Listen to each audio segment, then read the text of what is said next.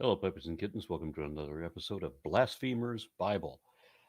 And today we're doing Genesis 38. My wife says she wants to read this one, so I trust there are no objections. She says she has interest in this story.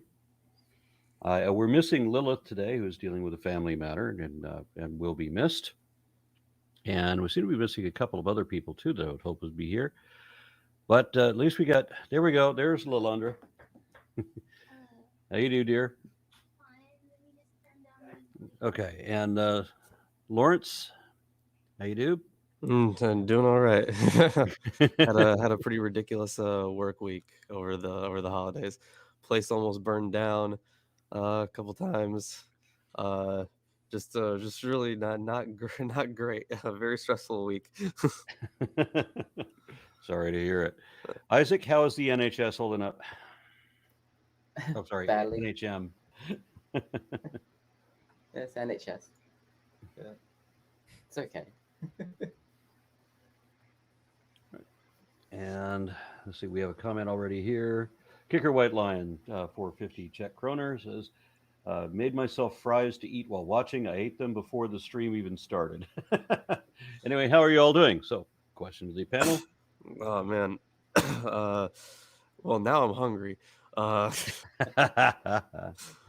Yep, got it. so we will be covering chapter 38 today, and I'm checking how long it is. Uh It's okay. like I think it's 20 sorry, Yeah, 30 verses. it's not super long. It's pretty short. But yeah, this is cuz last time we started the Joseph narrative. Um and this is of course complete. This chapter is entirely disconnected from the Joseph narrative. I mean, scholars don't even really talk about this in terms of the Joseph story because they like it's universally recognized that it's a later edition. There's like no chance this thing is originally part of it. Um, to quote Van Setters here, there seems to be little dispute among biblical exegetes that this chapter represents such an awkward digression within the Joseph story that it cannot have been original to it, nor does it fit easily with the Jacob story, although Well, it what does is. that mean when it's when they say it cannot be original to it? What exactly are we saying here? So I believe we covered last time how the Joseph story is thought to be a diaspora novella by most scholars today. How it was written during the diaspora and then it was kind of added in to create this bridge between the patriarch stories and the Exodus story. Uh, and this story within it was not originally part of that.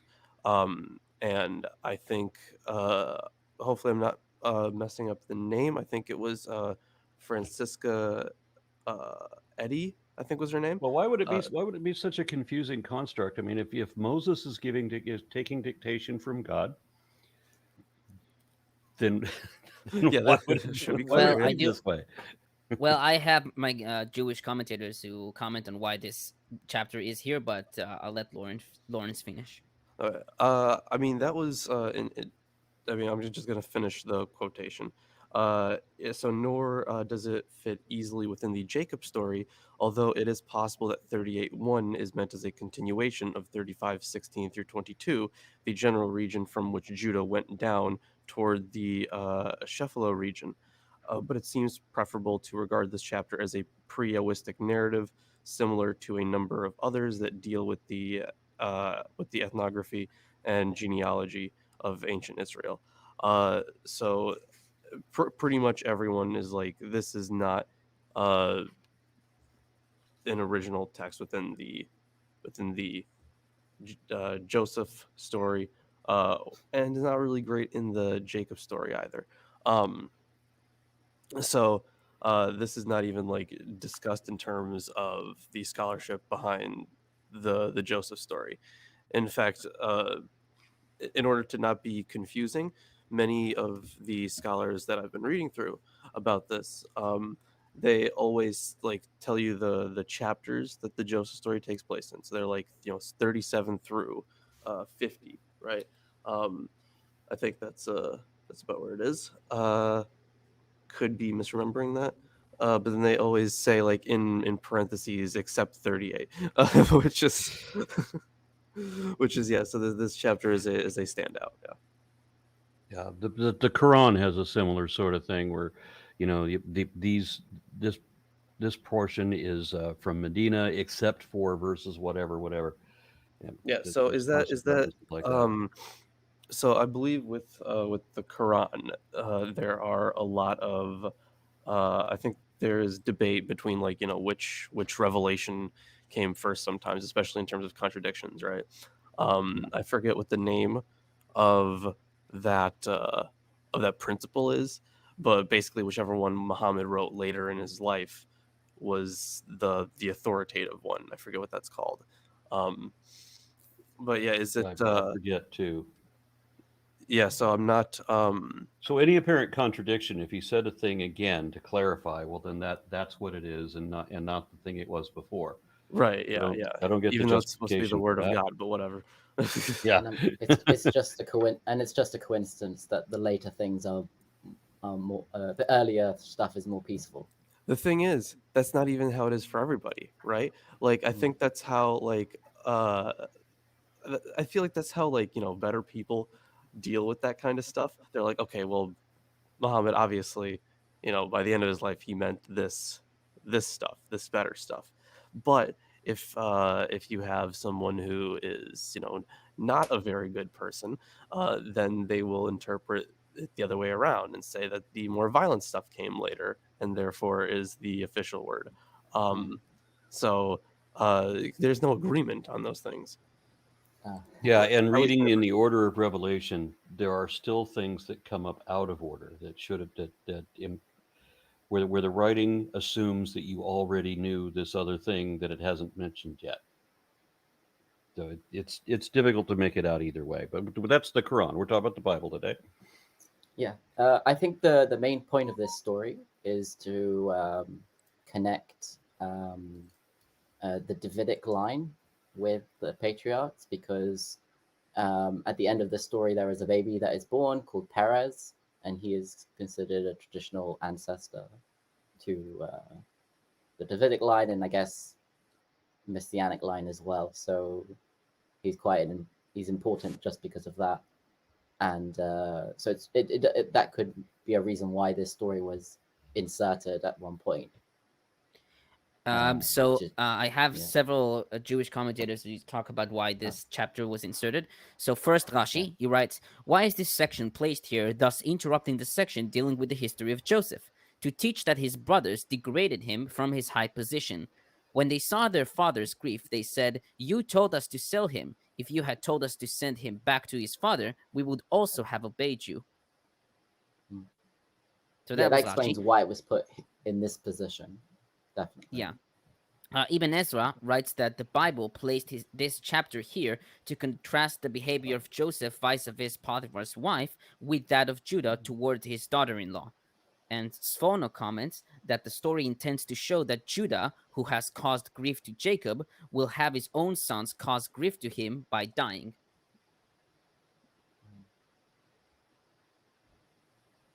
Okay. You're all silent. Yeah, I guess No, so. I mean, it they could have. make sense as post hoc explanations for sure. Yeah, that's what it sounds like to me. Like after the fact. Yeah. Hmm. Lawrence, like for the diaspora period, give us this context. Are you referring to how the Jewish people spread out Yeah. during this So period? yeah, there were multiple times this happened throughout history, right? Um, but of course, the most one of the most famous periods would, of course, be the exile. So during the Babylonian exile, uh, they were all spread out. The idea that the Babylonians had were like, well, we can't just like move them over to one place because then they could like gather up and like revolt. So we'll spread them out. We'll put most of them in Babylon and then some others in Egypt and just around the area that they controlled. So the issue here with and this is not related to Genesis 38 itself, although I do agree with the interpretation that this is meant as like a genealogical story to kind of bring it all down to this common ancestor, and the Joseph story itself would be the diaspora novella, while this would just be that linking thing. Okay. Um, it doesn't sound like they're so much a nation yet. Well, yeah, at this, because at I mean, maybe come to some conclusions after we read this part of the narrative. But in terms of history, uh, if this was written if this chapter was written as a kind of genealogical link, then it may have actually come from from the post exilic period, um, when they were once again a nation. Uh, but the thing is, they were a nation before the diaspora, right? And then during the diaspora, maybe they would only consider themselves like a nation in spirit kind of thing, because they didn't really have a centralized government for themselves until Cyrus came along and was like, "Hey, you guys can all go back home now." And then you have the reestablishment of Israel essentially with Ezra and Nehemiah. Um, It might be one of the reasons why it does kind of make sense that it would be post-exilic is the story isn't very flattering to the Davidic line because it says that he comes from this union between um, um, Judah and his daughter-in-law technically. So it's probably more of a they're not maybe necessarily trying to big up the Davidic line. They're maybe trying to imply some God works in mysterious ways, and and this is why the Davidic line is special or something like that. But in a more post exilic philosophy of what that means to them. Yeah, because in the pre-exilic period, there is a so we're gonna get to it in I think Second Kings 7, or was it First Kings 7? I don't remember. But there's the dynastic promise where the seed of David would rule over Israel forever, essentially. Now, of course, that didn't work out exactly. Uh, and I think that the diaspora Jews would have been like, yeah, that didn't really work out, did it? So then they wouldn't be as ready to prop up the Davidic line as they would have a century ago. I got to read a couple of chats here. Minute Rice offers $10. Says, I have a request. Since y'all are going there for doing this, mind saving me a good seat in hell?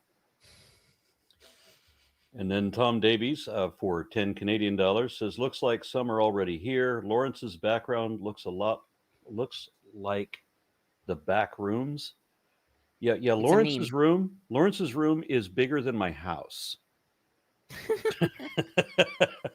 This is of course just the basement.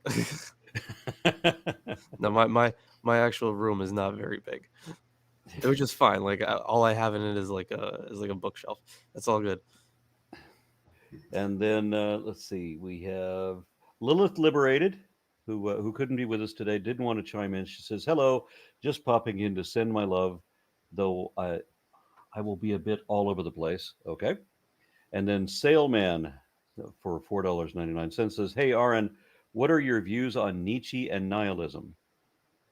Well, that's a complex question, isn't it? And a bit much for right now. Mm.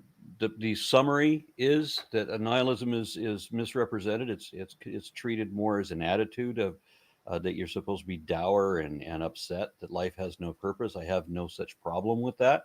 Nihilism, more precisely defined, is that you don't believe that your life has a purpose that is externally imposed upon you by someone else.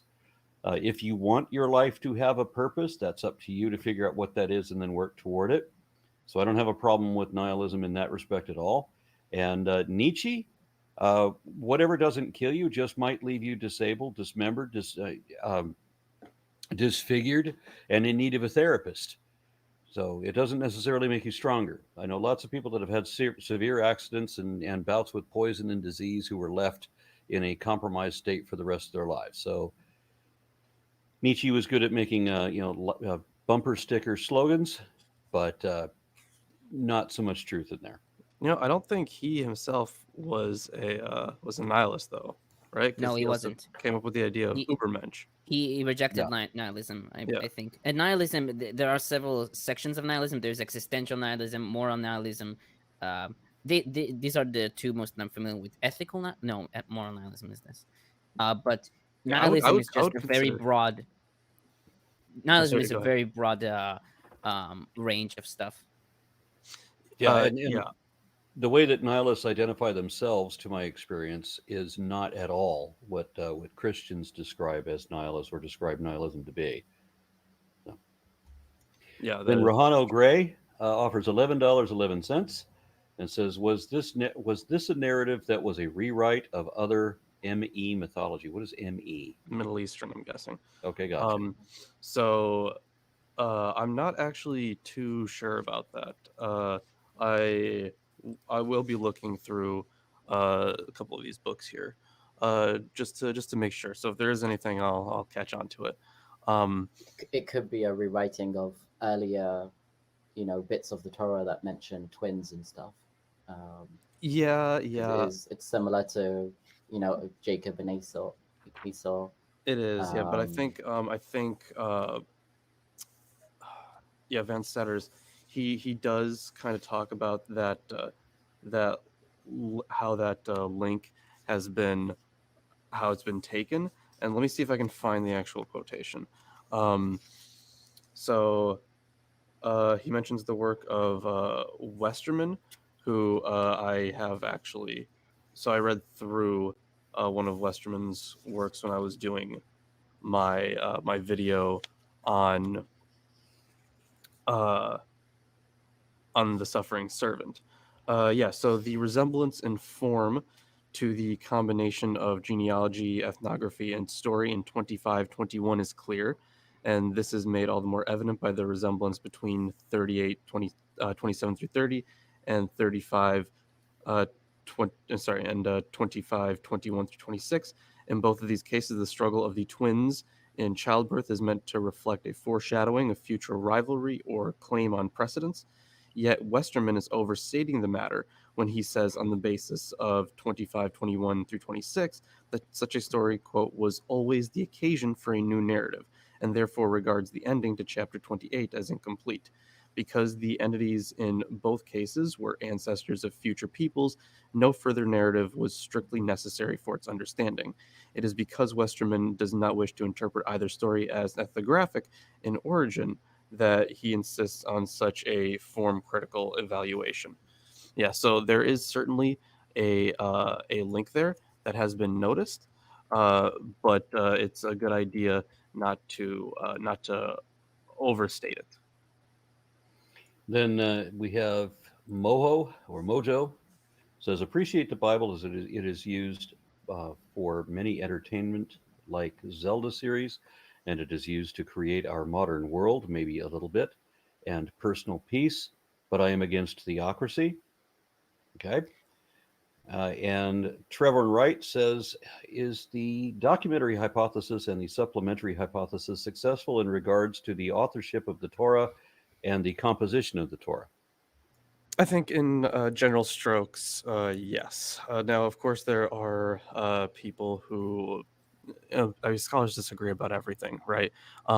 So they have these broad ideas that they basically all agree with, and then once you get into like the nitty gritty details, like not only like which verses but which parts of verses, once you get into stuff like that, people have disagreements here and there. Uh, so I think generally speaking, yes, but it's not like we have a perfect model at this point. Okay. And Lalondra, are you ready to begin reading? Yes, I am. I wanted to read this chapter because it seems like whenever there's a woman's name mentioned, like she's kind of like a prop in the story to move the plot, and and you, as you'll see, you know, like I don't. It just seems like what Jamie Lannister said, that all of it is just about Cox, you know. the but you'll see as we continue, and there's some sensitive themes in this, and as a Christian, as a former Christian, I'll get to that. Okay, so and I also suggest I suggest we should do 5 verses each so we could get the commentary as well. okay, if there's a natural stopping point at 5, are there? Yeah, there is kind of. Yeah. Okay, kind of. All right. Um, and also, as everybody else pointed out, for some reason, this chapter is sandwiched between the Joseph story. They decided to interrupt Joseph's story, and now let's talk about Judah. So here we go. His brother. Um, and it came to pass for you Book of Mormon fans at that time that Judah went down from his brethren and turned into a certain Adulamite, whose name was Hira. And Judah saw there a daughter of a certain Canaanite, whose name was Shua. And he took her and went in unto her. And she's a Canaanite, okay? We'll get And to that. and she conceived and bare a son, and he called his name And she conceived again and bare a son, and she called his name Onan.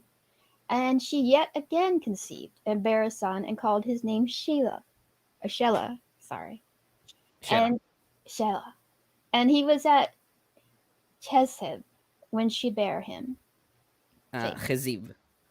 Hezib. No C. Okay. So first about the daughter of the Canaanite man. So Targum Onkelos translates the Canaanite as merchant because the word for Canaanite could also mean merchant in the Bible, like in Isaiah 23:8 and Zechariah 14:21. Nearly all traditional commentators have accepted this rendering of the word, although Ibn Ezra writes that it is possible that she was a Canaanite woman. So this rendering, this translation comes because I think it because of the previous warnings that they shall not marry any Canaanite woman, and they were like, well, wait, he marries a Canaanite woman. Something's Mm-hmm. wrong. Yes. And God has a plan, a special plan, as we'll see. You know, it's interesting though. So I think it was actually in one of Francesca's recent works that she pointed out that even the term Canaanite uh, is kind of like a general term for a whole bunch of people that were living in the region. Uh, Now, of course, our Canaanite history is dominated by biblical texts. Uh, so have like we don't really have much in terms of like their own words, right? So I think the conclusion she came to, if I'm remembering this properly, was that yeah, while Canaanite was used uh for any people, you know, living in the region, didn't really matter what their heritage was. uh it eventually became like this cultural term. So while it wouldn't have historically been at the time. Um, I think that's in God, I forget the name of the book. It's one of her. It's a very recent one. Um, was it something about the religions of ancient Israel? I'll have to look it up. And so in verse 3 about Er, the first son, Bereshit Rabbah 85:4 reads that he was named Er because he was destroyed, Hu'ar, from the world. And Targum Jonathan explained that she called him Er because he was to die without a child, possibly from the Hebrew word ariri, which means childless. And about Onan, Bereshit Rabbah again explains that she called him Onan because he brought grief, anina, upon himself. Nachmanides writes that it is possible that she experienced difficult labor, and since it was customary for women to name their children after such an experience, she named him Onan to mean complain, like in Numbers 11:1 and Lamentations 3:39. Okay, we ready to go? Not yet. I have Okay. one more for Kizib, or Chaziv. Mhm. Several commentators like Ibn Ezra, Gersonides, and Rashbam write that this is the name of a place. However, it is unclear why this place of birth was mentioned. Rashi comments that Chaziv is not a place, rather, it means that she ceased bearing. However, this explanation doesn't really contribute to the story. Nachmanides writes that the name Shelach is an expression meaning a thing which stops and deceives, and so Kiziv, Chaziv derives from disappointment, i.e., Shelah is going to disappoint Tamar and deceive her. Okay, that's it. Okay. The weird thing, when I was studying Arabic, we got Arabic names, and mine was Tamar at first, which means a date, you know, Yeah, the, yeah, the fruit in yeah. Arabic. My name is Tomen, which is derived from date tree. Oh, how? Oh, what a weird coincidence. Okay, Yeah. It's, It's yeah. yeah, also weird that your parents would be like, yeah, he's a fruit. I No, guess. it actually made sense. Oh, okay. yeah. It's a common name in Yeah, Israel, it's a Tamar. very common name. Well, Tamar is a girl's name. I think it's actually one of the gender neutral names, so it might be slightly pronounced differently. Yeah. Yeah. Yeah. Throughout the Bible. The word Tamar and date is used all the time, so it makes sense that it would be a Yeah, common yeah. name. Okay, here we go. Verse 6. And Judah took a wife for Er, his firstborn, whose name was Tamar. And Er, Judah's firstborn, was wicked in the sight of the Lord, and the Lord slew him. Now, it doesn't say anywhere why. We'll get to And, that. okay. And Judah said unto Onan, Go in unto thy brother's wife, and marry her, and raise up seed to thy brother. And Onan knew that this seed should not be his. And it came to pass, when he went in to his brother's wife, that he spilled it on the ground, lest that he should give seed to his brother. And the thing which he did displeased the Lord. Wherefore he slew him also. Now, as a Christian, we don't really talk about this story because Yeah. This is a No one fun one. does. yeah, I it's do not one love of this the. one. It's not something This whole you story can. is skipped. Yeah, you can't really portray it with felt, you know, a felt board. No. Yeah, Oh, because believe me. Unlike the he Bible. pulled out, so that was bad. You can't do that. You can't spill your seed on the ground. Yeah, yeah, Unlike the Bible, the flood story, which is definitely child Right, friendly. right. and but it is referred to by Christians in a backhand way because this is one of the verses where people decided that masturbation was bad and contraception was bad. So pulling out the Um, rhythm method, not good. Just be fruitful and multiply. So there's Um, a Also, yeah, pulling onanism out doesn't always work, is so don't. Just saying. yeah, yeah, onanism is the word I think that is used to refer to masturbation, even though the story's got nothing to do with masturbation. yeah, in Hebrew, oninut mean is masturbation. exactly. Yeah. Yeah, and that's a bad. So so first, verse 7, was wicked in the Lord's eyes. So Rashi comments here, was wicked in the eyes of the Lord, like the wickedness of Onan, and committed the same sin. This must have been the case because of Onan. It is said in verse 10, and the Lord slew him also. Onan's death was for a similar reason as death. Why did commit this sin? So that she, Tamar, should not bear children, and her beauty thereby become impaired. Nachmanides, however, writes that died as a punishment against Judah for participating in the selling of Joseph. And now about the fulfill your duty to her. So the word that is used in Hebrew here is yibum, and this is a form of levirate marriage. Deuteronomy 25, verse 5 to I think just 5, reads, If brothers are living together and one of them dies without a son, his widow must not marry outside the family. Her husband's brother shall take her and marry her and fulfill the duty of a brother in law to her. The first son she bears shall carry on the name of the dead brother, so that his name will not be blotted out from Israel. And there are other examples of levirate marriage in ancient legal codes, like in the Assyrian law and the Hittite law. For example, Code 193 of the Hittite law reads, "If a man has a wife and the man dies, his brother shall take his widow as a wife. If the brother dies, his father shall take her. When afterwards his father dies, his, i.e., the father's brother, shall take the woman whom he had." I was reading about this too. So Onan has a really big quandary here because the punishment, if he does not do this, well, he died. He got punished anyways. But is the woman, according to the Bible, I think that same Deuteronomy verse, can take him before all the elders, take off his shoe and slap him with his shoe, and thereafter And that everybody, is yeah. that is a ritual that is still performed to this day, but it's more of a what's the word? Chalitza? Yeah. So the taking off the shoe, they try and use a shoe with straps, like an old Roman sandal, and it's more like it's more like what is the word, like a technicality, so that they don't get married because they don't really do it anymore. You don't marry your brother's widow. So Yeah. they do the ceremony where the woman takes off his shoe and spits on the floor or whatever, so that they both can marry whoever they want and not and not have to Yeah. do the Instead of also- just marrying whoever they want. And it says afterwards they changed their name to something that means the one who had the shoe loosed or something like that.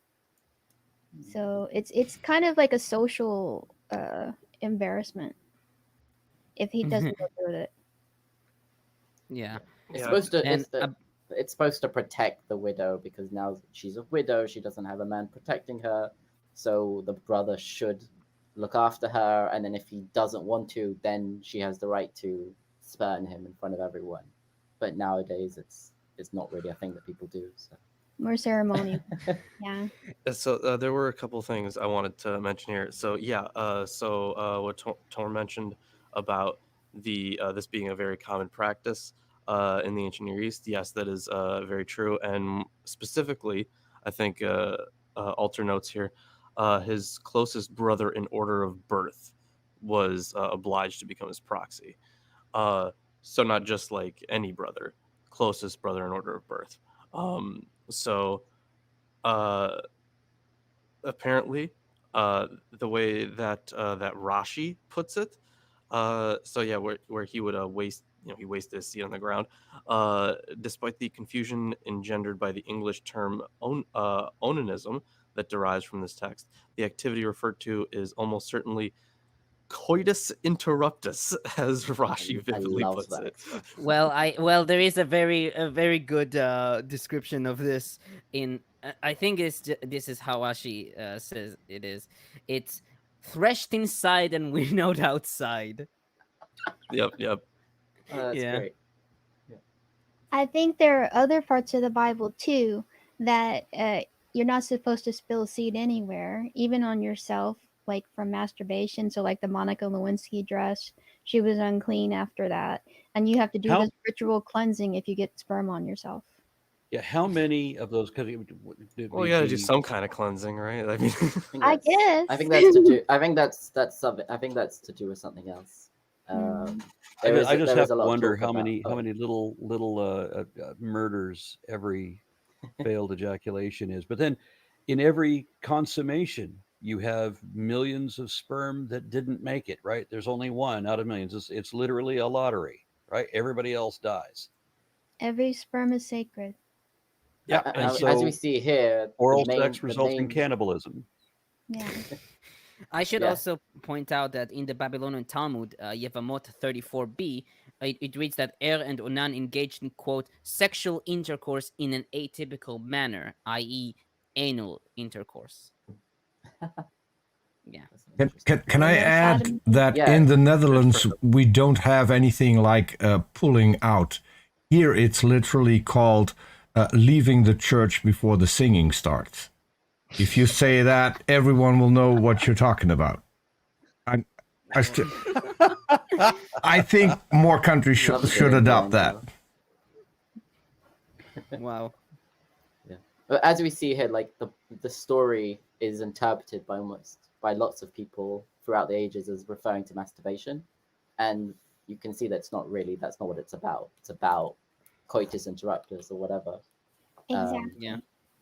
It was I after still the I prefer the phrase threshed inside and winnowed outside. Yeah. It came to be about that later though, about masturbation and non-procreative sex. Yeah.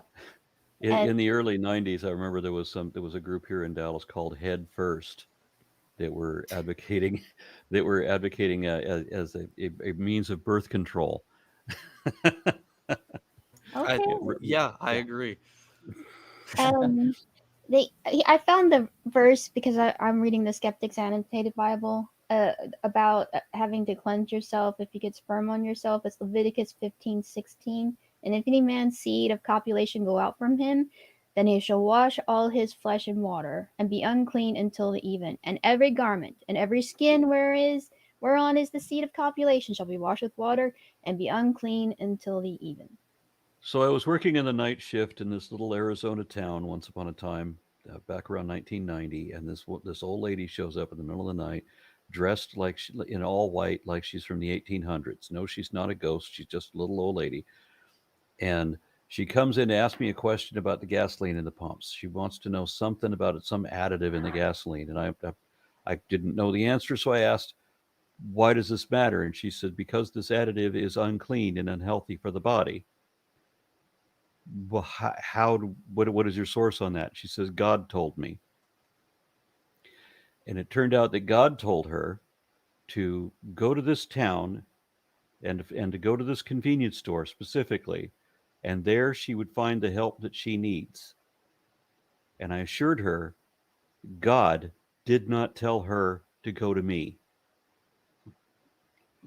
She also told me she wanted these gloves. She wore these little plastic gloves, and not like quality gloves or anything, just little disposable gloves. And I just got curious. What's with the gloves? And she said that anything that a man touches within 24 hours after the seed goes out of his body is unclean and infected with the AIDS virus. Don't you know? The almighty knowledge of God, of course. Yeah. The Did the you know anything that you cleanliness. touch is infected with AIDS? Yeah. It's got AIDS. Yeah. Amazing. Love it. Yeah. The purity laws in the Bible are very interesting, and there's a lot of commentary about what they actually mean and stuff like that. And one of the big things that comes up is it's to do with like the life cycle, like life and death. So when you give birth, you become impure. When a dead body is impure, spiritually impure, whatever that means. So it makes sense that sperm would also uh, make a it person impure if you landed. Before we continue reading it, I got to read some more chats. Omagaya1 offers 15 Canadian dollars and says, "Finally, the chapter I've been waiting for, and I can't stick around. I'll have to watch it later." And then Ivory Darkness says, "Dark Matter 2525 has a great video referring to this particular chapter. It's hilarious, and I recommend watching it if you haven't." Very good. And then Kicker White Lion offers 50 Czech kroner and says, "Single sperm contains more than 787 megabytes of data. A whole load is about 220,000 terabytes. That's a lot of information to swallow." That's good. I'm That's good. I'm hold on, I'm gonna use that one like right now. That's, Hold on, that's good. I gotta Oh, yes, you're right. You're right. I'm sorry. So Jasa says, "Does the name El for the sun have to do with El Elohim?" Question for Tomer. I never heard of the phrase El to mean a son, so Uh, I have no idea what he's referring to. I think they're confusing the name of the firstborn. His name is Air, not El. El. It's with an Yeah, not R, L. not an L. L Yeah. is It was in a my lot under- of names. That would make sense. with They're N. confusing with that name. Yeah. It was Like my Samuel understanding Samuel. that L was taken to be the sun or was represented by the sun. Like the L is usually like at the end of names like Samuel Yeah. and It Gabriel. just Yeah. yeah. It It just means means of God. No, but Yeah. there's also names like Eliyahu, Mm. Right. Yeah. So Elazar, and Elisha. God yeah, something. it's also at like- the start of them sometimes too. Yeah. No, Um. oh God, with this. Yeah. So because El was of course the chief god of the Canaanites, and this is something I need to make a video about. Honestly, there are lots of really good books on this subject about how Yahweh kind of slowly like you can picture it this way, right? You have like a binary system, right? This like a binary, like a black hole and a star or something. So you have or just a binary star system, I guess, would work too. So like one is like siphoning energy from the other, right? So like you have El and Yahweh, and slowly Yahweh starts over time is siphoning attributes from El until eventually Yahweh has all of the attributes that El once had, and then eventually uh, supersedes El in terms of worshippers. Uh, that's essentially what happened over time, and there are lots of really great books about this. Um, the book from Mark S. Smith. He has a book called Origins of Biblical Monotheism. It is a very, very dense book, but it is very interesting. And I think he's a Catholic too, which is, see, it's not really my place to be like, how does one uh, kind of deal with that cognitive dissonance, right? But like a lot of very good scholarship has been done by Catholics, surprisingly. Now, so yeah, like I said, it's not really my place to, ask like how are they dealing with any theological issues. That's really their own business. But yeah, I recommend that book from Mark S. Smith. It's very well done. There It is is a a lot of good surprising scholarship paradox. from Catholic monks like Mendel, Gregor Mendel. Yeah. Yeah. Yeah, I mean, there's a lot of solid science behind. Catholic scholars have contributed a lot of solid science, which is a bit confusing. Mm. You want to generalize them by what they said about Galileo, and it really doesn't work that way. So Q Continuum says, why are people confused about Abram's origin when it states in Genesis 11:31, they went forth with them from Ur to the Chaldees to go into the land of Canaan? I don't know. Yeah, I don't know why people Maybe they because they shouldn't don't really read be the Bible. confused. Yeah, because they don't read the Bible. I was always confused about how the serpent in the garden was supposed to be Satan and how Satan was supposed to crawl in his belly all of his days if Yeah. the very first time you mentioned Satan's name is in a chronologically later story and he's walking around and God and Satan have never even had a falling out. Yeah, so now of course that part is better explained through uh, Revelation, where it says that it says that Satan is the snake in the garden in Revelation, but before that, no, it was not. Well, it says that old serpent, but it doesn't. It describes him as seven-headed and standing. Well, there's yes, it does, but that's his form at that point in the eschatology, right? But like beforehand, Is that old serpent not referring to the snake in with the tree, but more like Tanin, like the I think there's like the story of God killing this primordial beast or something like that's the old yeah. serpent. So that would be the origin of well, I mean that one's a little more difficult to pin down, but I would say that I think if I'm remembering properly, Revelation specifically says that this was like the serpent in the garden. Um, Oh, so if I'm remembering it properly, I know that that's where that later interpretation came in. I don't remember it ever specifying in Revelations that Satan was in the garden. I mean, it might have said that, but I don't remember that reference. There's every time I go back and read something in the Bible that I'd read before, I very often find that I overlooked things entirely.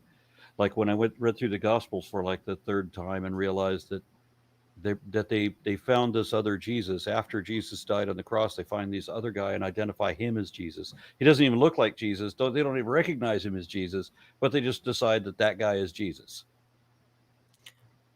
Yeah, that does happen a lot. So Frederick Agerbo says, warning, dad joke. Aaron, I agree with you on nihilism, and I have a business idea, an app that sends you nihilist quotes. And yes, I know it's only going to target a Nietzsche market. Ha, a niche market. Yeah. And then Ivory Darkness says, since El is used a lot with the name of God, would El Jefe work too, since he runs things like a mafia? Yeah, like a mafia. I was going to suggest. I mean, I understand what Lawrence just explained, and that seems perfectly legitimate and everything. If you're a scholar, but my idea is you have God names at the first. You have Elohim, or you know El Shaddai, and then you have Samael and Gadrael, and so you can have El at the front or El at the back. But if it's just God, then it's El, and in Spanish, which is a Latin-based language, then it becomes the double L is Yah, as in Yahweh, and that's how my mind connects those dots. Since this is a blasphemer's Bible, so we have to blaspheme here, and I have to sing a verse. Every sperm is sacred. Every sperm is great. If a sperm is wasted, God gets quite irate. Okay, yeah, I ruined it. It was out of tune, but there you are. Yeah, that's gonna be in my head for the rest of the day. Q Continuum. Reminders to Aaron. Job is the oldest book of the Bible. I know Lawrence is going to talk about that in a moment. Revelation is a book of symbols and not at all literal. Yeah. So Revelation being a book of symbols, I agree with that. I think it's actually one of the best written works in the Bible. I'm actually very excited to get to it on Atheist Sunday School. Now, of course, unfortunately, it's the last book in the Bible, so we still got some letters to get through. But uh, it is a very well written piece against, in my view, the imperial cult primarily. So I think that the symbolism is really great in it. Now, when it comes to Job being the oldest book in the Bible, that is not true. It used to be the consensus, but in the past 50 or so years, I guess closer to 30, 40, it's kind of been overturned. In fact, if you go back and listen to my Atheist Sunday School episodes on the Book of Job, while scholars can't really arrive at like a perfect date for it, like dates span from like the 7th century to like the 2nd century. I think 2nd century is way too late in my opinion, but the and that being BCE, by the way. So if you go back and listen to those episodes, you will find the arguments presented for why it's certainly not the oldest book in the Bible. It's not nearly as old as people used to think it was. Okay, then with COVID-19 is in our chat and offers 69 Mexican pesos. Says, achoo, sniff.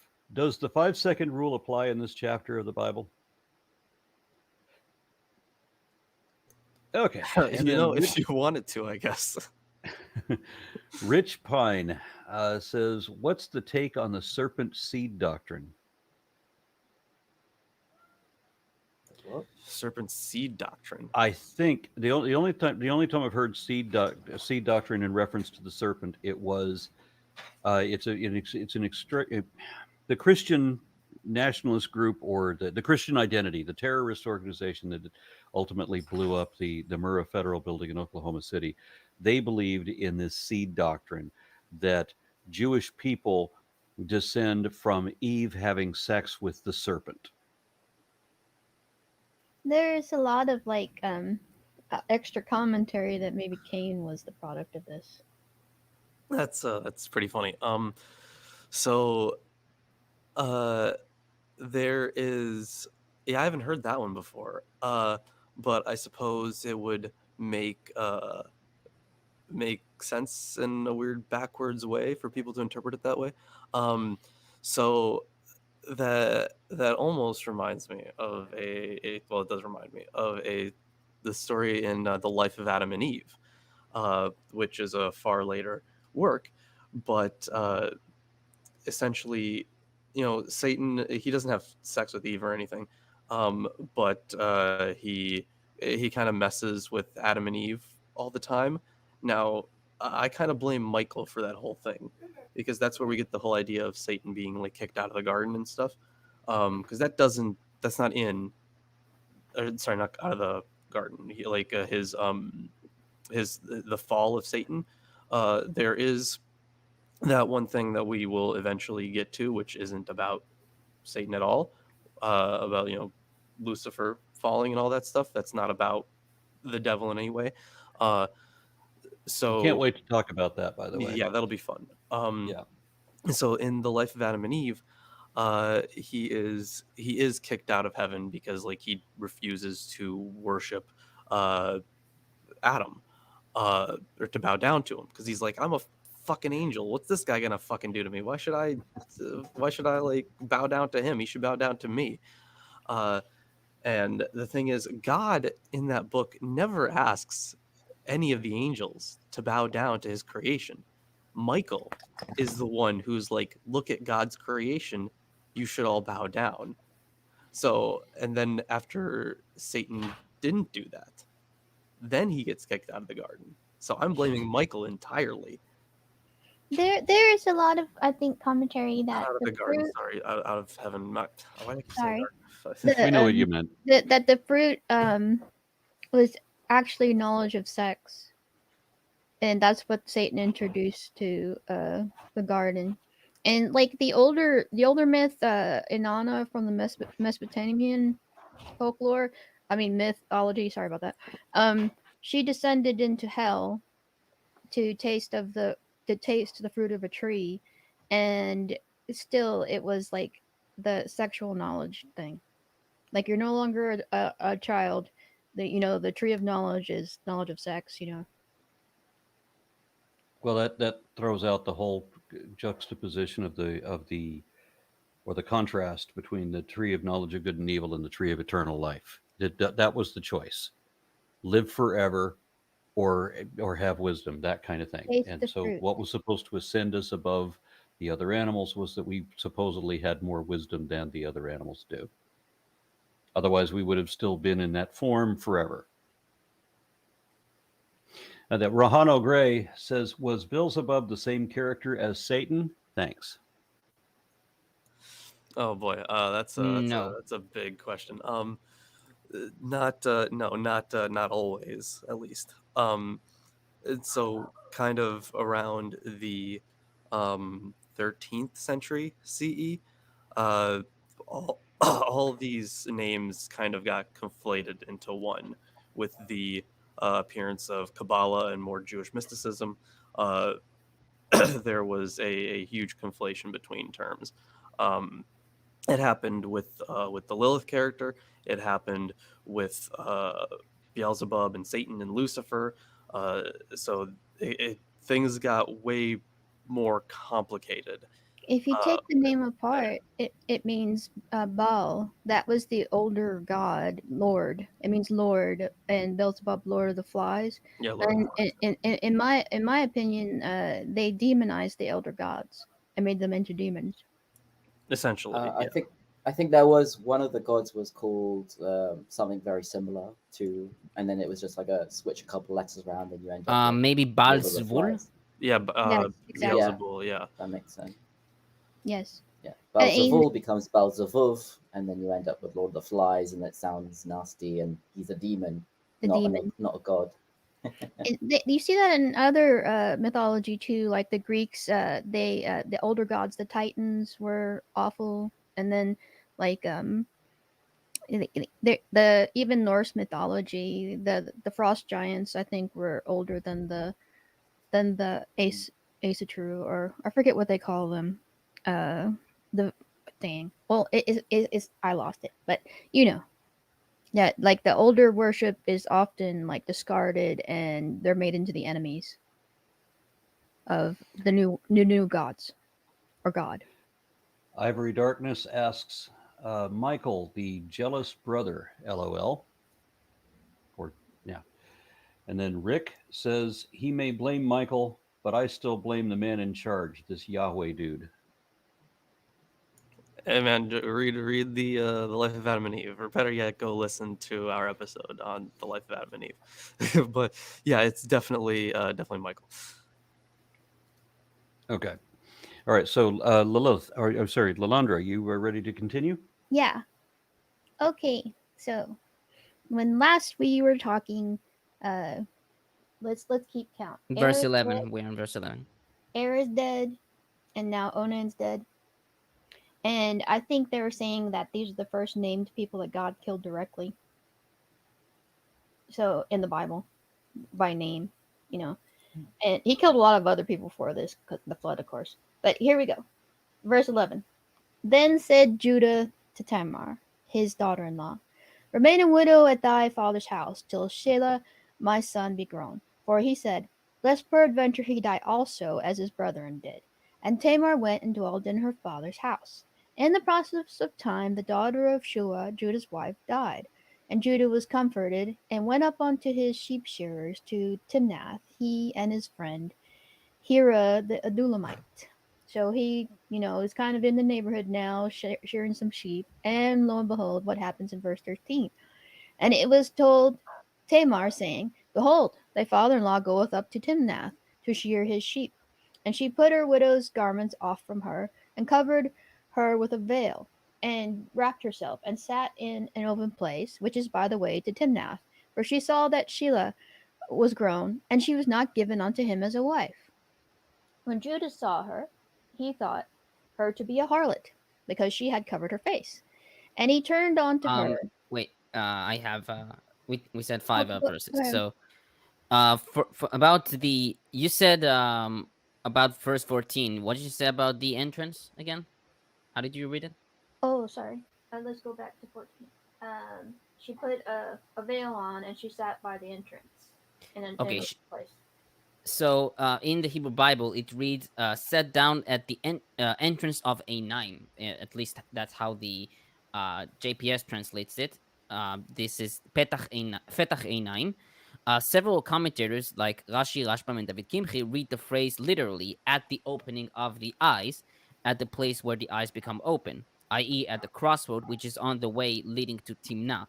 Sfono reads as the entrance of a nine, as at the beginning of two major roads. For a road is also called an ain in Genesis 16:7. And Ibn Ezra writes that this is a name of a place, or that they were springs, ma'ayanot. Yeah, on that. So yeah, so if this is from Alter, if as is quite likely this place name means twin wells, we probably have here a kind of wry allusion to the betrothal type scene, the bridegroom encountering his future spouse by a well in a foreign land, which we got before. With Rachel, Yeah, right? I think so. She watered everybody's camels. Yeah, it was. Yeah. Okay, we ready to go? Yep. Yes. Okay. And he turned on to her, by the way, and said, go to, I pray thee. Let me come in unto thee. Maybe For Ara should do he... the voice. Just Okay. kidding. All right. All right, you read Wait. this 16. Read 16. There was one comment I wanted to say about the previous, verse 14. So she took off her widow's clothing, and she covered her face with a veil, and wrapped herself up, and sat at the crossroads. That way, Judah knew that she was a harlot. So, does that mean that in those days, the harlots were wearing a burqa? Like, that's how you knew they were a prostitute, because they Or were just all covered covering up? their face. I guess Maybe that would make people sense. didn't want to. Yeah. People didn't want to reveal their identity and be known as a harlot, so they cover their face. Yeah, I mean, Because then in the story, Rashi kind of implies that, that she put on a veil so that Judah wouldn't recognize her. that too. But it also says in the next verse that he saw her and thought she was a harlot. Was that because because she covered her face? So it's That is it's Nachmanides's interesting. interpretation, that because Oh, yeah? she covered her face, then he thought that she was a prostitute. It's interesting, like culturally, to see like at one point covering your face and was a sign of harlotry as opposed to a piety or whatever. Yeah. Okay, Yeah. So go ahead. you wanted me to read his line out of Yes, 16? yes. Come now and let me sleep with you.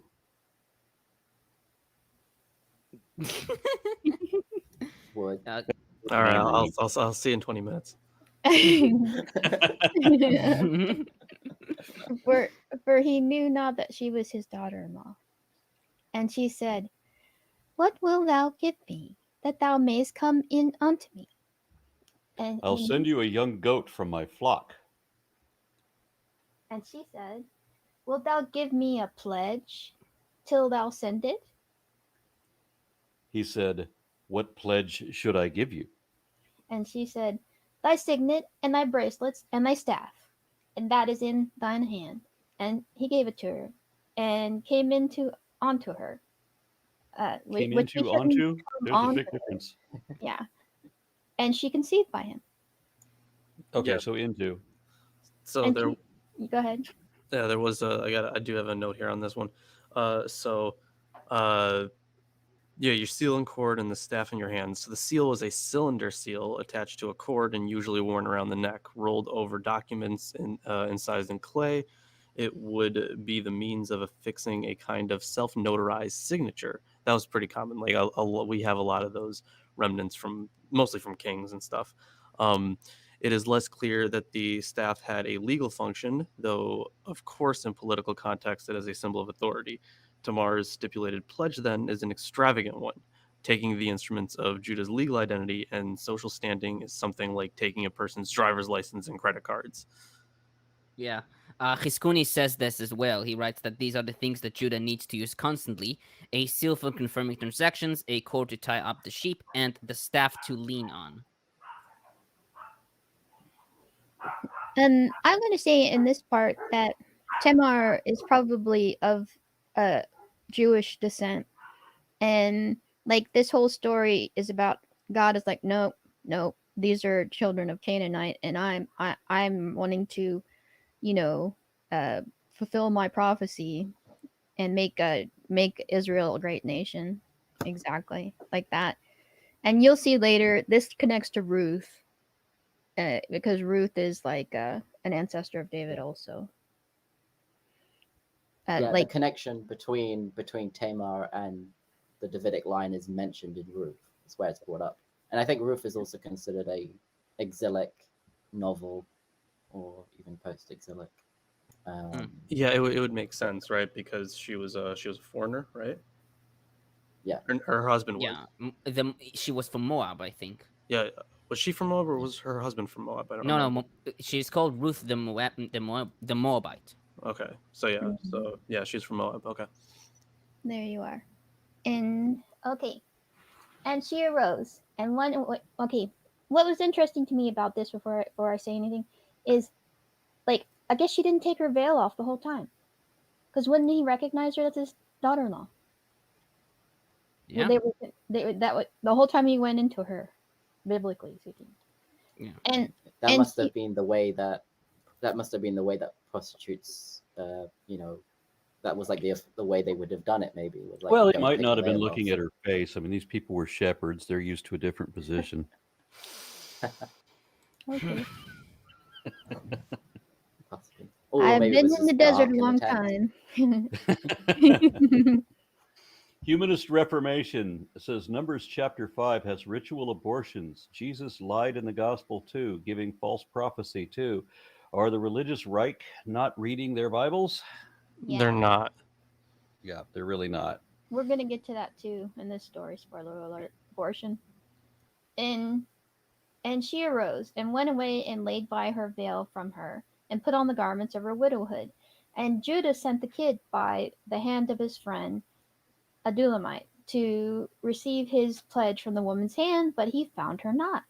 Then he asked the men of that place, saying, Where is the harlot that was openly by the wayside? And they said, There was no harlot in this place. And he returned to Judah and said, I cannot find her.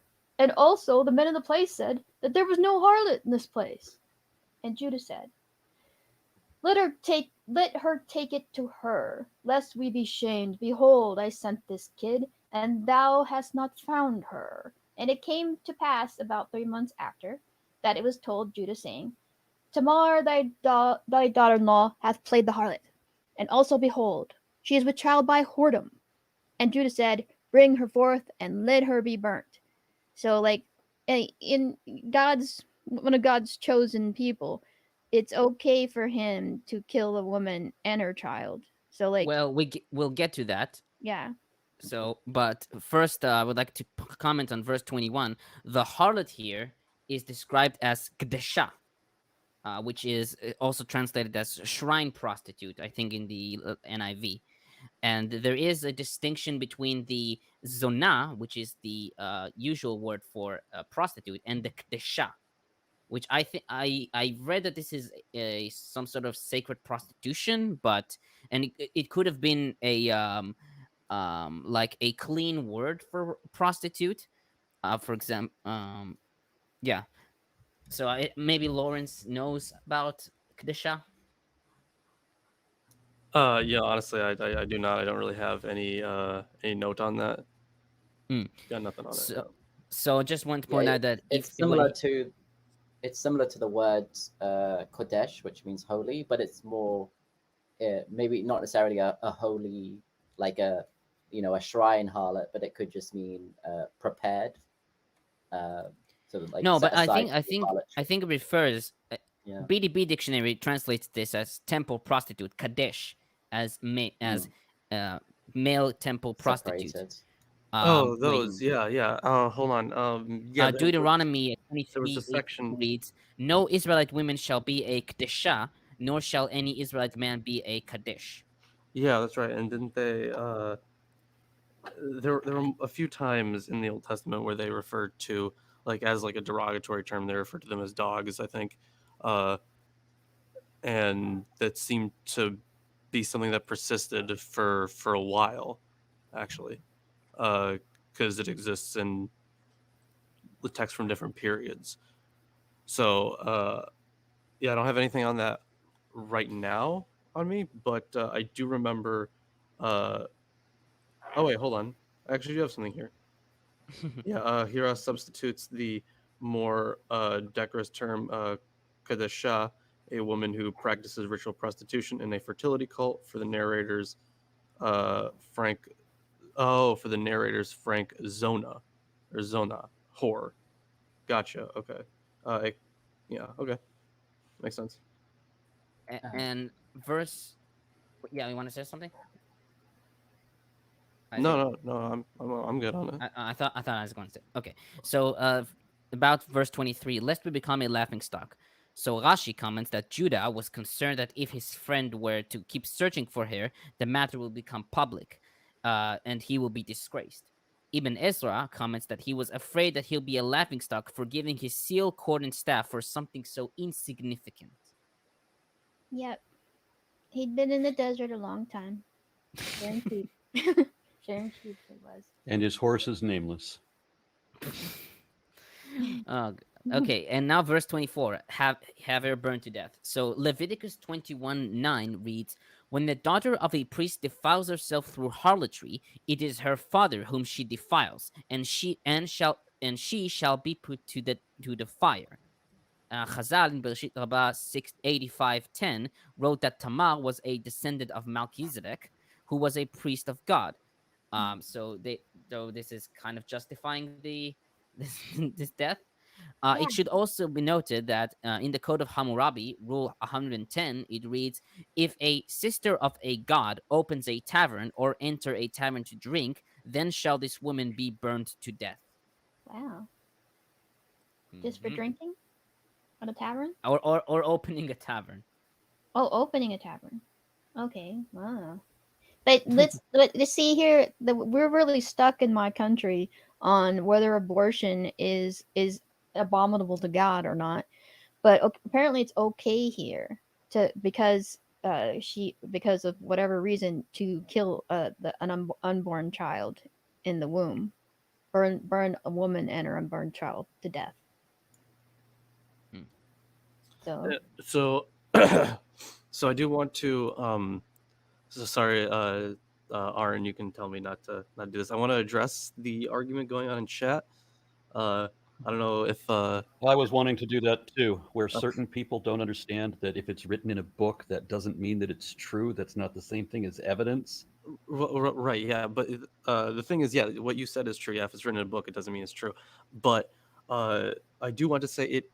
The way evidence works, it's like while I'm not like I am going to say the Bible is evidence. It's not evidence of God. Of what it is evidence of is cultural milieus more than anything. It's evidence of how people thought and what they believed about their world. And that is what we are trying to kind of get through on the show. Like through these texts, we can basically read between the lines and kind of get an understanding of the ancient world and how people viewed their surroundings. It's evidence of that, but it's by no means evidence of God. So, for example, in Herodotus, he's the viewed as the father of history, right? Um, in his book, the Histories, he and even I think Thucydides does this as well in his work on the Peloponnesian War. Uh, they reference gods doing things on Earth, but you guys for the people in the comments, you don't really take we don't really take those things literally. Like we're like, okay, so these authors here obviously believed that the gods were active in this world, of course those being the Greek gods. Like they believed it, but that doesn't mean that there was, like, obviously the Peloponnesian War still happened, the things that Thucydides covered still happened, but the god stuff is stuff that we, as a more uh uh people who have kind of, I would think, we don't really need God to explain all these things to us, or for us. So we can take a secular approach to those and be like, okay, so the gods didn't do anything here. It was just the interpretation of the author of the historical events. um so that is how we should approach works like this. Especially, like, this is ancient historiography, so we need to be able to take it in that context and realize what that means. I have something to say about this. And it's history, but it's not entirely factual, as Lawrence was pointing out, because there's gods there, of course. And whenever like you do a Christian ritual like the Lord's Supper, I mean you're repeating a ritual that your ancestors did for I guess it more than 1,000 years, right? And because we're in 2023 right now, and I don't know how far back that dates, but in a time where people didn't have access for most of human history to books, or they were illiterate, these rituals and these genealogies, learning about them, they helped people to know their history, their background, but then they're embellished, so it's Yeah, not a total.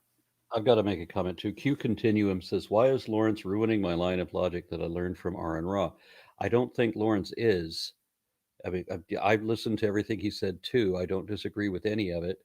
Uh, we, my objection to the argument that we're seeing in the chat is, and this is the thing that bothers me most about religion, is how dishonest it is to say that you know something when you don't know it, when you don't know if you know it, and you say you know it anyway.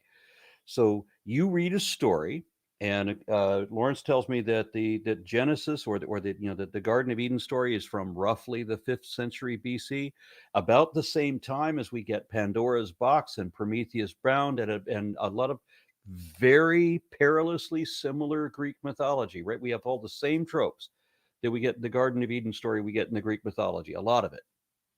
And you read these old stories, you don't think that they're not expressing fact, right? Prometheus was not tied to a rock for 10,000 years, and we don't have to count back 10,000 years in Greek history to say, okay, if this story was published then, it must have been written 10,000 years earlier. No, we don't take it literally. These are cultural tales. It bothers me when people take these statements and portray them as fact without any kind of a backing at all. Hey, I want to believe this, so I'm going to say that this is true. That's so irritating when you say that you know something you don't know, and when you say something is a fact when it's not a fact. We call that lying everywhere except in religion. Why would you want this particular chapter to be true? It's ridiculous. Yeah, right. People because they pull out of without completing sex. Yeah, it is ridiculous. So it's I mean, of course we all have our opinions on, certain moral aspects of these things. But I do want to point out, so like right now we are still in the realm of proper mythology in the Torah. Genesis, at least, Genesis through Numbers at least will be in the realm of proper mythology. Once we get to Deuteronomy, I mean, Leviticus, it's kind of its own thing, honestly, because it's mostly, law stuff. And insane Yeah, laws. yeah, that too. So once we get to Deuteronomy, and then we're gonna get through the Deuteronomistic history, then that's where we are into like proper historiography, and it is a far closer resemblance to books like the Histories or Thucydides, where you have gods doing things in history, but a lot of this, there's a good amount of stuff in those books that has been shown to be true. But that doesn't mean that the God stuff is true. We take it the same way that we took those previous histories. We take the God stuff out in our interpretation of history, because history as a field of study cannot be religious, because you'd have to include all of them. If we were to apply the same rules and be like, okay, so if we read the Deuteronomistic history and we say that God is behind some of this stuff, then we'd have to read through the histories and say that, well, the gods, Zeus and whatnot, they're also behind some of that stuff. And then you're left with some inconsistencies. So history as a field has to remain secular for the benefit of everybody. And also, you have to be critical. Like some of this, as you were saying, is propaganda. To say that this particular patriarch was great or not great, or these people, the Canaanites, were awful.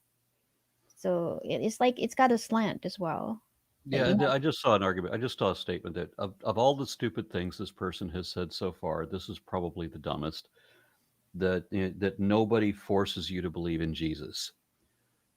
That's the entire systematic evangelical mission, is to force everybody to believe in Jesus, is to go to every remote corner and tell everybody about Jesus, and tell them that if you and hold the gun to their head, if you don't believe in Jesus, then you're going to be punished in this life and then also in the next, because you're going to be gnashing of teeth and burned alive forever and ever if you don't believe. Yeah, that's forcing someone to believe something. Yeah, I think it would probably depend on their definition of force. Well, I think this qualifies as extortion. I would Yeah, I would put It's like there was this movie that I want to make a video about this, because there was this movie Free Guy, the AI thing in the video game who comes alive basically. There's a couple of things that are said in that I think relate to what I have to deal with every day, and one of them is this beautiful line where this girl takes a gun out and puts it to this guy's head and says, "Oh no, the choice is totally yours." Meaning, obviously, gun to the head. No, it's not your choice. You do this or you die. That's exactly what God's free will thing. Yeah, you do exactly as I say, and you have the choice that if you don't do exactly as I say, I destroy you. And like That's what we're calling free will, right? this and I had no choice when I was a child. I lived with nuns for a while, and I had to do mass every night. If I was tired as a little kid and I wanted to go to sleep, no choice. I would get physically beat for not doing it. There's no and they would feel righteous about it because they were helping me to be a better Christian. So like this kind of unquestioned authority that I can beat a child if they don't mumble meaningless prayers for an hour before they go to sleep every night and all of these things, it's not choice. Yeah. Before the last thing I'm going to say to the person in the comments, I suggest that you read, study some Hindu scripture. Remember that the Bible's not as old as people thought it was, right? I mean, so with Genesis is supposed to be. I was told that Genesis was the very first book ever written, and that it was written, thousands of years before any scholar says that it was written now, right? So if we're talking about 5th century BC, that's as old as that gets. It's not, it's not like 2 or 3,000 years older than that, like people want to imagine. Hindu scriptures are as old as we used to think Job was. So if you want to look at Hindu scriptures, read the Bhagavad Gita. Try to imagine reading the Bhagavad Gita and treating that as literally verbatim, because the Bhakti Hindu are the only sect of Hindu that I'm aware of that are scriptural literalists. They're the only ones that believe that the Bhagavad Gita is the absolute revealed word of the one true God. It just happens to be a completely different God. Oh, and by the way, Jesus is another version of their God. Yeah, with the Hindu scriptures, I guess they are very old. They are definitely the oldest extant religion. Yep. So the because not just the Bhagavad Gita, right? It would be like the whole Mahabharata, probably. Yes. Yeah. And then the Mahabharata, ironically, isn't the oldest. Right. Yeah. Yeah. Probably the Vedas would be the oldest. Exactly. Yeah. So I do want to read the Mahabharata. I know that's like ridiculously long. So that's the thing about Hindu scriptures. I mean, with the Bible, you get a single book, right? Now, if you go to Islam, you get a smaller book. You get like the Reader's Digest version of the Bible. But if you go to Hinduism, they have a library of different categories of scriptures where there's multiple books in each category. It's astounding. There's no way one person could read all the scriptures of Hinduism. Well, I better get started now, huh? No, but I mean, I did read the Bhagavad Gita. I had to do a project on it, and my project was actually kind of fun. Have any of you watched this show, Supernatural? No. No. Okay, well, it's a good show, but I my paper was about the links between the Bhagavad Gita and Supernatural. So it was a fun paper, and the guy who graded it, he was like a TA, and he was like, "Yeah, I love Supernatural, so this is a lot of fun to read." Um, yeah, it was fun stuff. But yeah, I enjoyed the Bhagavad Gita. So shall we continue? Okay. Verse 25. When she was brought forth, she sent to her father-in-law, saying, By the man whose these are, I am with child. And she said, Discern, I pray thee, whose are these? The signet, bracelets, and staff, whose are they? And Judah acknowledged them and said, She hath been more righteous than I, because that I gave her not to Sheila my son, and he knew her again no more. And it came to pass in the time of her travail that behold twins were in her womb. And it came to pass when she travailed that the one put out his hand, and the midwife took and bound upon his hand a scarlet thread, saying, This came out first. And it came to pass, as he drew back his hand, that behold, his brother came out. And she said, How hast thou broken forth? This breach be upon thee. Therefore his name was called Pharez. And afterward came out his brother, and that had the scarlet thread upon his hand, and his name was called Zerah. Okay, so verse 25. I should point out that Chazal actually praised Tamar's act of heroism here, because that she did not want to shame Judah in public, that he impregnated her. Rashi quotes. Let me just bring it here. He writes, "She did not wish to put him to shame in public by saying, 'It is by thee that I am with child,' but she said only, 'By the man whose these are.' She thought, 'If he is to acknowledge it, let him acknowledge it voluntarily, and if not, let them burn me, and let me not put him to shame in public." From this passage, our rabbis derive the teaching far better that a man should let himself be cast into a fiery furnace, even as Tamar was ready to be burned to death, and let him not publicly put his fellow to shame.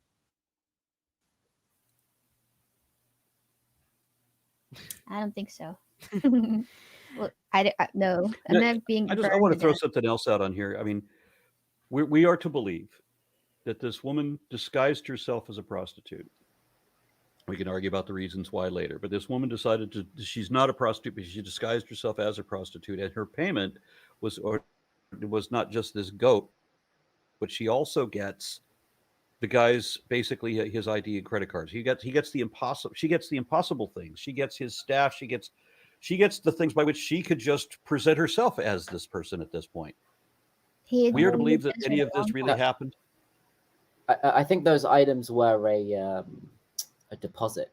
So he gave her the items as a deposit for the goat that he would send later, and then she would have to return. Yeah, so he comes back with the goat, and he can't find her, so she's got his things.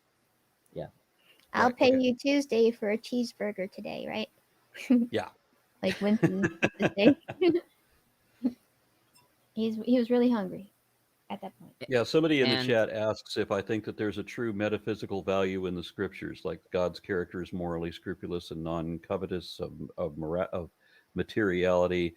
To live this way is to the way of the eternal life. No, I think that there's archaeological anthropological interest in the Bible because it's a part of antiquity. It's interesting to see what people's mindsets were back then, which puts the Bible in the same place as Homer's Odyssey and the Egyptian Book of the Dead and the works of Shai-Shanagon.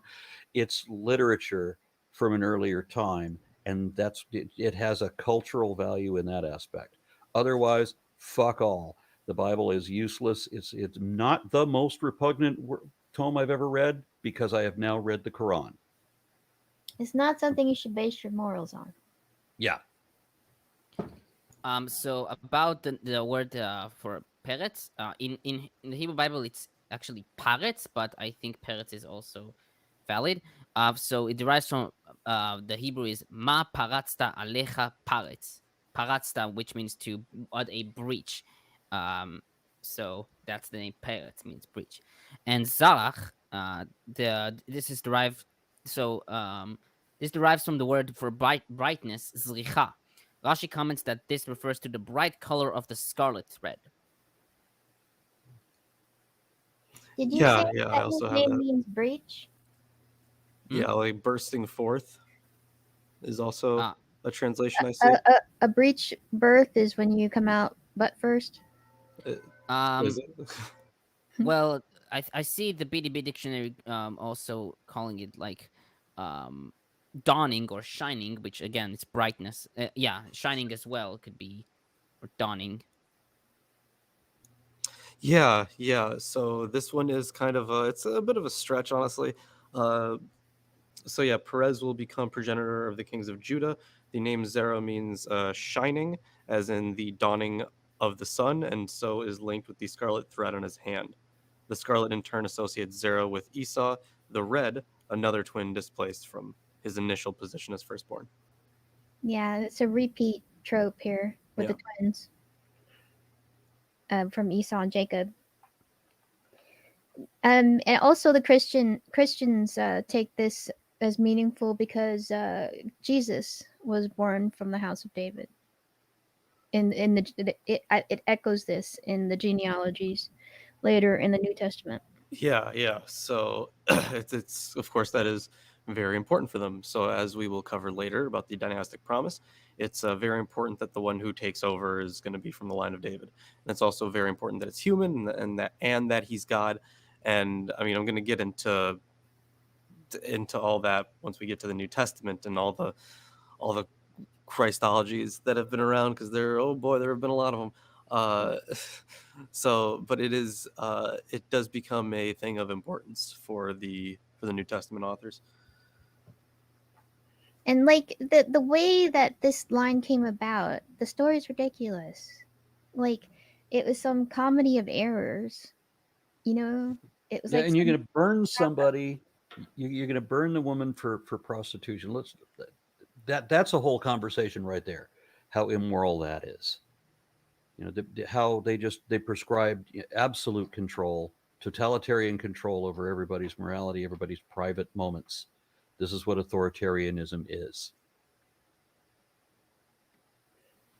and I think that like the heads of families and priests, of course, they have this unearned authority. Because I mean, does Judah seem like a good leader here in the story?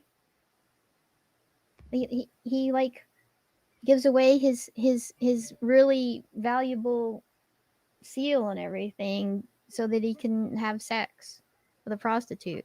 Like, where's the redeeming value in this story?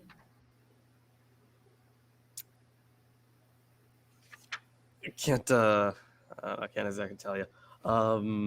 It just seems to be like, this is the Davidic line, the Messianic line comes from this, and it needs to be some sort of cover up, or there's some mystical reason why the birth has to be this weird wraparound way, where Tamar had to trick Judah into getting her pregnant. Oh boy. Okay, so this actually reminds me of the birth story of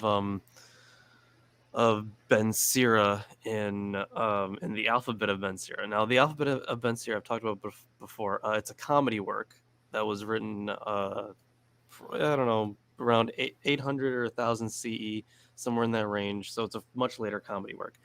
But there is so I guess this might be one of the ways that you have to um kind of need to have a workaround to impregnate somebody like in just the right way or by just the right person. So in that story, um so for some reason Ben Sira's dad is Jeremiah, which chronologically doesn't make any sense.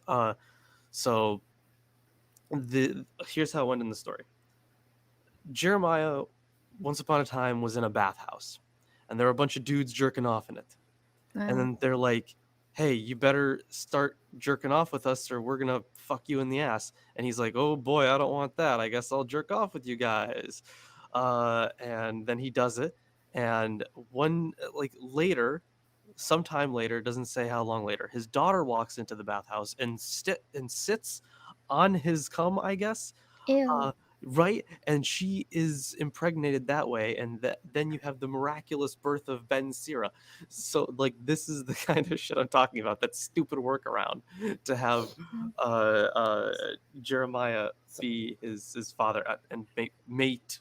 You're not actually mating with his daughter, but they Such a shame. Such a shame Jesus wasn't born through such an immaculate conception. Right, yeah. Yeah. Yeah, so Yeah. that's the story of the birth of Ben Sira in the Alphabet of Ben Sira, which is one of my favorite works that I've ever read. It is so funny, the whole thing. The only rationale, and it doesn't make sense to me, that I can see in this is that God has this plan for Judah to marry somebody who is a Jew, and then David. So he married a Canaanite, and so we have to do this workaround with this story for him to impregnate the right person. Essentially, yeah. Yeah, it's still stupid. Okay. Okay. So we're all good for chapter 39 next week. Yes. That would make Okay. sense, yeah. Yeah, and I just want to make sure we're good for next week. Did anybody have any closing comments? I think people should go follow Milwaukee Atheists. Go click that subscribe button, because if you don't, you're actually killing your family. So if you love your family, you should subscribe. It's a proven fact. It's a widely believed fact. Yeah. Yeah. I really need to put if I don't have it in there already, I really need to put that that link I to think your. I think you did for a little while, and then I think you Is just it not probably had still some in issue. there? I put the link in Yeah, I the don't have chat. it in there. I put every link in the chat. I do that every week. I appreciate that. All right. Well, I will make sure to put it in the description for next time as well. All right. Well, Somebody's yes? comment was kind of funny in the chat. Oh, Oh, okay. Let's see what. just a Let me- second, Arn. Wait. Somebody Yes? said you said we're about to end, and somebody said now that everybody's half chubbed from the story that we just read. Okay. Let's see. Minute Rice offers $5 and says unrelated to the show, which I am very much enjoying. By the way, Aaron, I want you to know that it's your fault. I'm trying to raise my spice tolerance. Okay, just remember at some point it gets to be an addiction. And then Scapegoat Iscariot says Tamar disguised herself. Tamar disguised herself in order to trick Judah because he had not handled the family situation correctly, as I'm recalling.